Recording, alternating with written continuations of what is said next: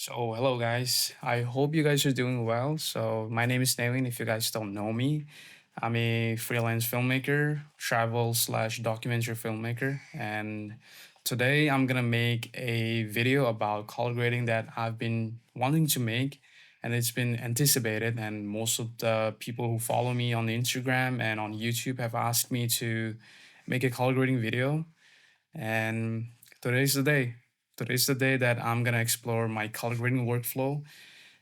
Luckily, 2 weeks ago, Dehancer reached out to me to review their software, their OFX plugin. So I primarily use DaVinci Resolve to color grade my documentary projects and everything. So Dehancer wanted me to review their software and they wanted me to be as honest as possible.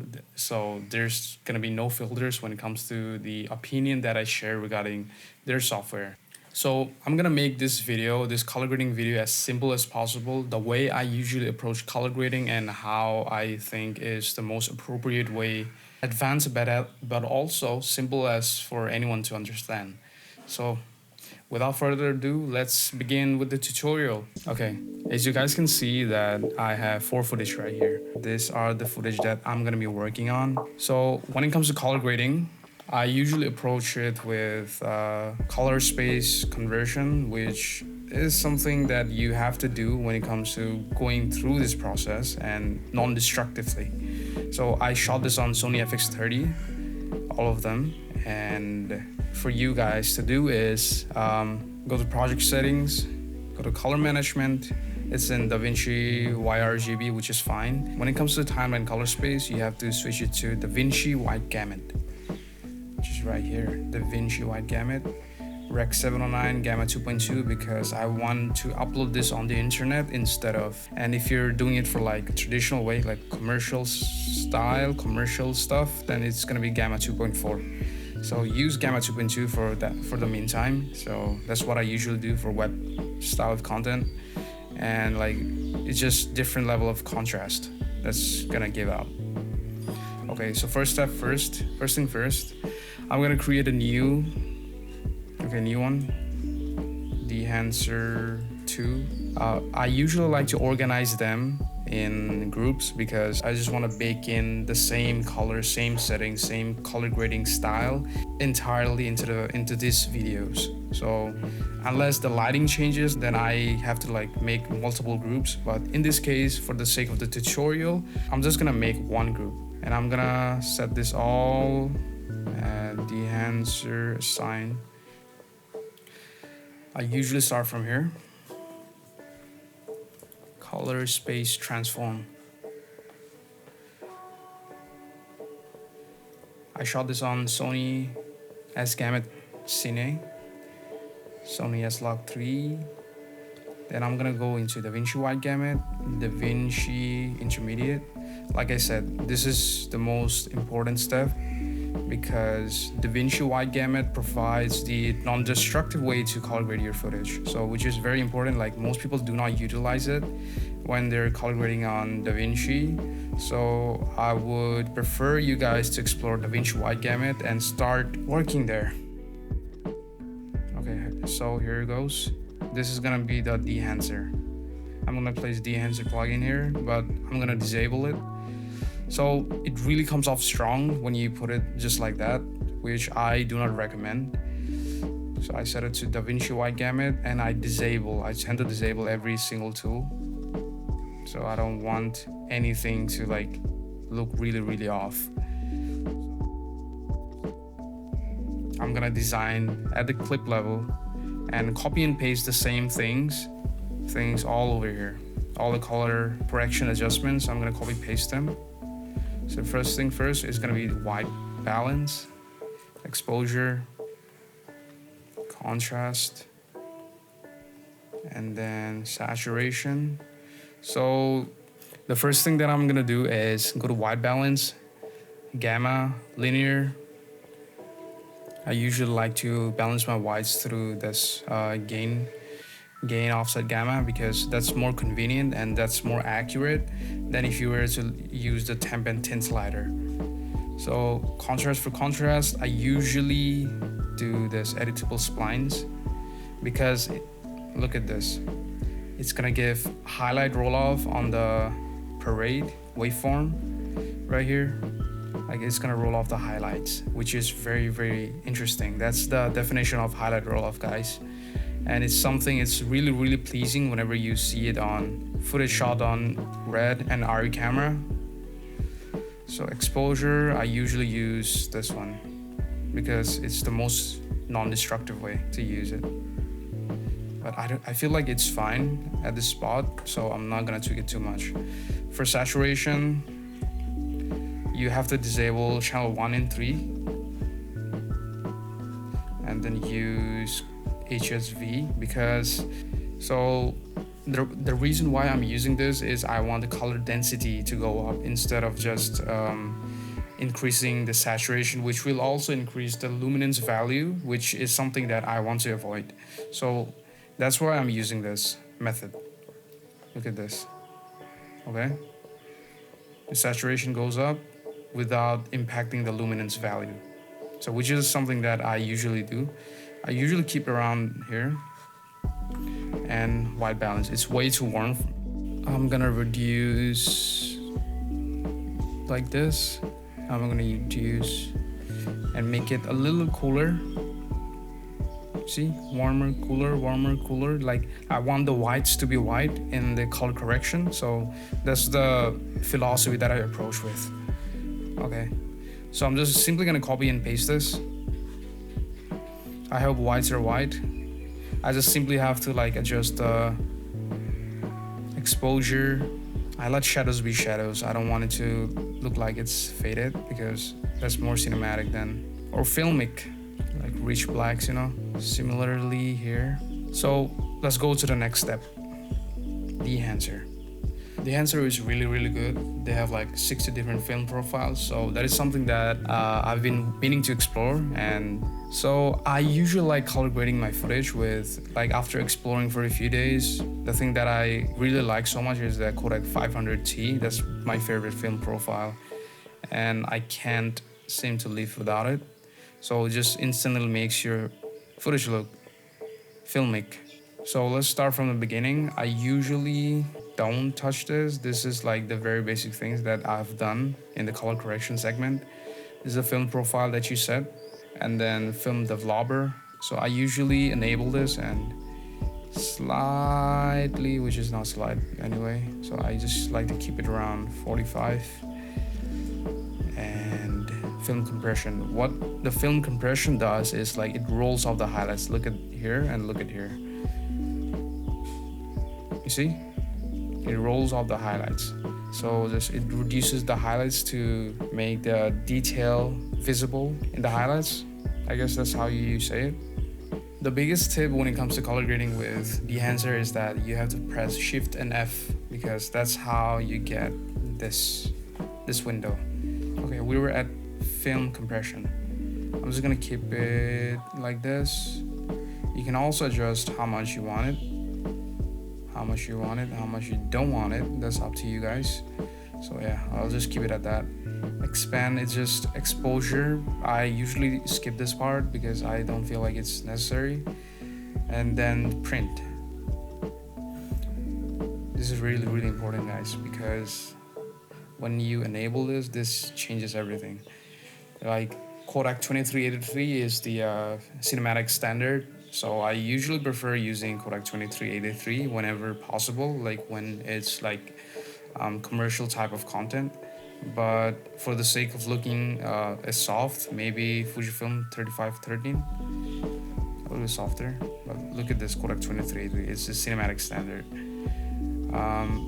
I feel like it's really strong sometimes, so I usually enable this analog range limiter, which reduces the contrast by a little bit. And you can also adjust the contrast here. And exposure right here, which is something that I think you guys should get used to if you're gonna get Dehancer. So go ahead. I usually skip this part, but this is something that I've been liking to do, like increasing shadow tone to a more warmer side.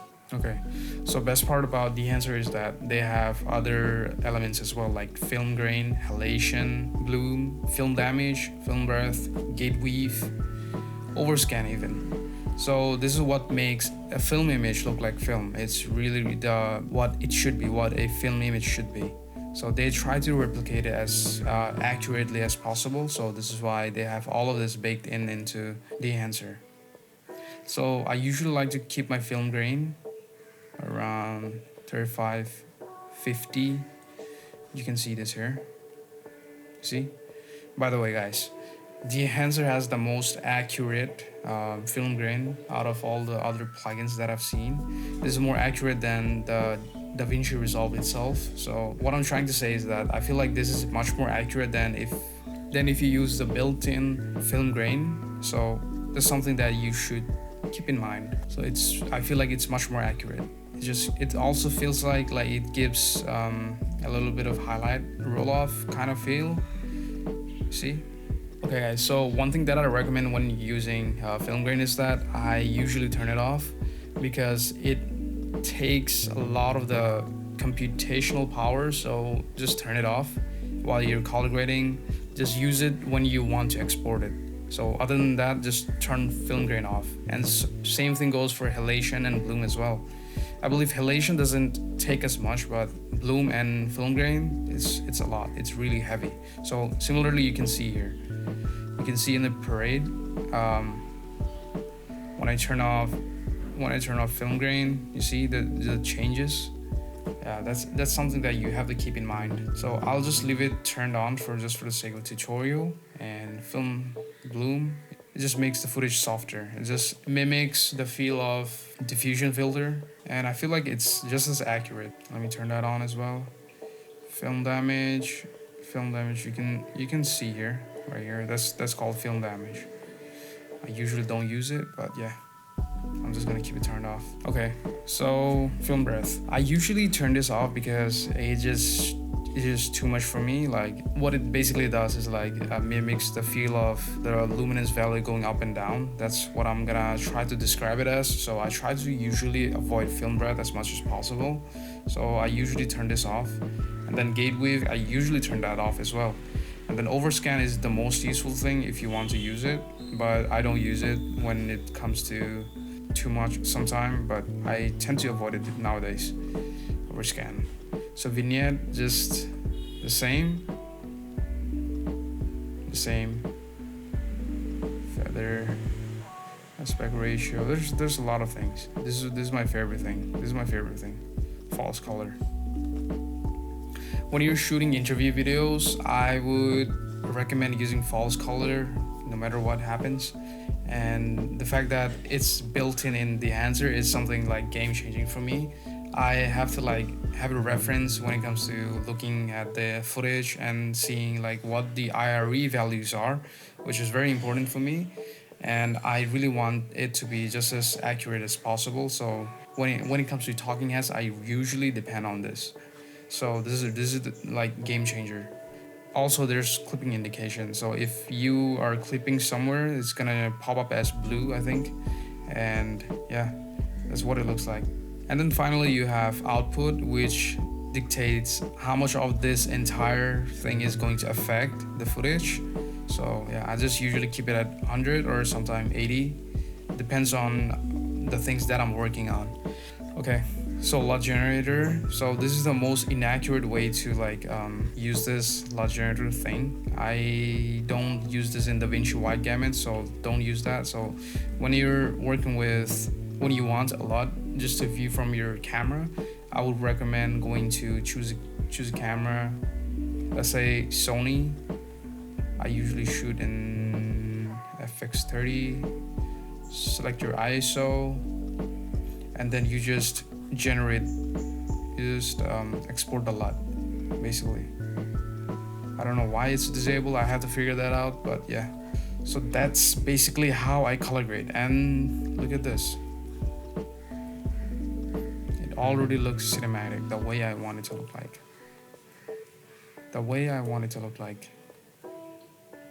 the way I want it to look like. So that's how I color grade. Like this is how it looks like. Input color space, output color space, color correction at the clip level, and then color grading at the output level. I just color grade everything here.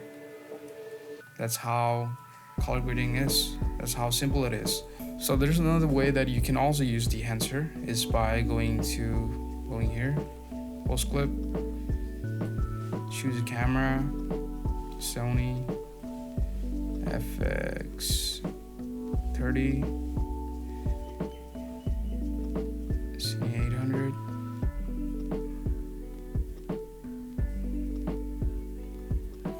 Kodak 500T, the usual.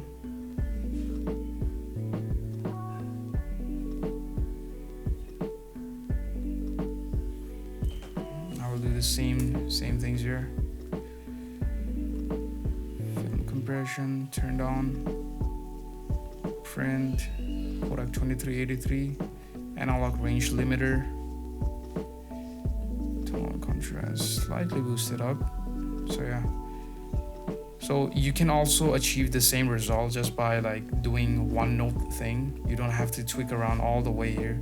Like the way I do it, the way I organize things, like at the clip level, at the group level. You can also do it with like single note. And I usually don't do that because I prefer working in DaVinci Wide Gamut, something that is really, really useful in my workflow. So the conclusion. Dehancer is really powerful, and there are like a lot of film profiles that I didn't even explore. I just simply put into Kodak 500T because that's my favorite color profile. That's my film profile. And you can also use a lot of things like Ultramax here, which is really good, which is really powerful. And then you have Portrait 160. This is my favorite when it comes to portraiture. I really love using Kodak Portra 160 because that's my favorite film profile when it comes to taking pictures. But usually I never use this on videos, but I've never tried it on videos. So this is something that I can also try. And then there's Ektar 100, which is my favorite. And then there's gonna be, I believe, this is my favorite black and white one because not every black and white is accurate. It doesn't feel cinematic. Like if you reduce the saturation all the way to 0, it still doesn't look cinematic. It doesn't look filmic. This black and white is much more accurate than if you were to just like reduce the saturation slider. Look at this. The feel is completely different. Anyway, you can also explore a lot of these film profiles. Also, you can push and pull based on what you need. Look at this. It changes the entire look and feel. Also, 250D is also awesome because it just gives you a pleasing result. But I usually go for a 500C because that's my favorite film profile. It's just a balance between like if you want to shoot indoors, outdoors, whatever. It's just the 500C looks good in any place for everything almost. So that's why I use 500C all the time. Okay, so if you want my honest opinion when it comes to using Dehancer, I think it's a little bit too much when you turn on this entire thing. Like, let's say for example, I put Dehancer over here. It just comes off way too strong. I honestly don't like it. Let's say I even put it in DaVinci Wide Gamut and it still is too much for me because look at this, everything is turned on. Almost everything is turned on. So in that case, I recommend going all the way down and disabling all the tools. But there's another thing that I wish Dehancer implemented, like organizing the entire interface, because I feel like it's way too much for a beginner. So for someone like me, I might understand this, but for someone beginner, it's really tough. Like I want it to be closed as well. That's just my preference. Or maybe make it organized. Let's say input is here, and then placing film developer compression and film under a category called film. Like these are gonna be like subcategories. And same goes for like texture effects and then for film print. So that is something that I believe like Dehancer could do. So that is my honest feedback. Like it's too much for a beginner. So other than that, Dehancer is like an awesome tool. I would use it every single day for professional to like personal content.